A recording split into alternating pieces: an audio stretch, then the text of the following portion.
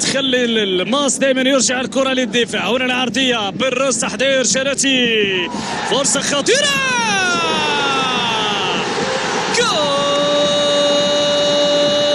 جول جول جول جول جول جول الماس بهدف جميل، التحضير والتسديد يمنح للمغرب الرياضي الفاسي هدف بلمسة محسن بوريكا في الشباك الدكانية، والفرحة للسيريا الجنونية من الجماهير الفاسية بعد التسديدة الجميلة من جانب محسن بوريكا استغل الفرصة وراح يضو ارجع الكرة للمنظومة الدفاعية، كأنه عناصر الماس كانت تنتظر فقط الفرصة المناسبة لتباغت فريق دفاع الحصري الجديد. ضغط الشلاتي، سدد على الطائر بوريكا اسكن في الشباك ليمنح المغرب الرياضي الفاسي هدف التقدم.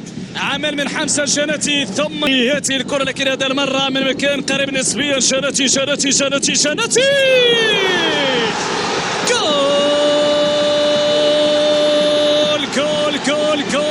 ويجول عالمي يا شناتي، عالمي. هدف والهدف التي حدثتكم عنه قبل لحظات تدار مباشرة بهدف ثاني، فانتظار الثالث والرابع والخامس من الفريقين. قلت لكم هي مباراة الأهداف والحصيل هدفين، والثانية هدف جميل وهي هدف من جانب حمزة جناتي. المدفعجي يدار مرة أخرى بهدف والاحتفال بطريقة جميلة من طرف حمزة جناتي. هذه تتطلب التركيز والدقة والمهارة وتطلب أنك تكون لاعب بإمكانيات اللاعبين الكبار.